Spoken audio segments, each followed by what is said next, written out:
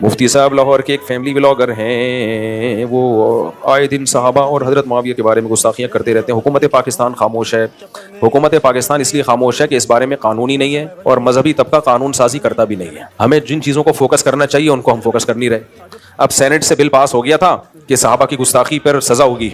وہ بل ابھی اسمبلی میں آیا نہیں تھا کہ شور شرابہ پہلے ہی کر دیا. مبارکباد، مٹھائیاں بانٹنا. بھائی پورا کام تو ہونے دو، چپکے سے پورا کام تو کر لو، پورا قانون تو پاس ہونے دو، پھر مٹھائیاں بانٹنا. پہلے ہی شور شرابہ ٹھین ٹھین یہ ہو گیا، ہو گیا.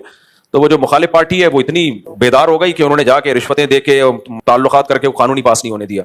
ہم لوگ خود ہی پاکستان میں اسلام لانے میں مخلص نہیں ہیں، پھر ہم گالیاں دے رہے ہوتے ہیں فلانے نے ایسا کر دیا، ڈمکانے نے ایسا کر دیا.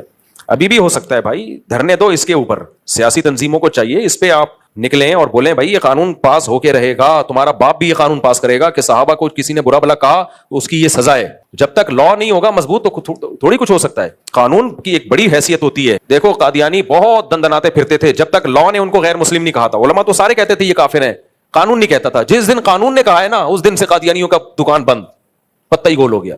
تو ملک کے لا کی ایک بڑی ویلیو ہوتی ہے. جس دن یہ لا مضبوط بن گیا کہ صحابہ کی گستاخی ایک جرم ہے اور اس پہ سزا ہے، سب چپ ہو جائیں گے. ورنہ ٹچے ہر 4 دن کے بعد کوئی نہ کوئی ٹچا اٹھتا ہے اور برا بلا کہتا ہے. اور ان کی اپنی حیثیت تو دیکھو، اپنی حیثیت ان لوگوں کی کیا ہوتی ہے. ان کی گھر میں کوئی نہیں سن رہا ہوتا.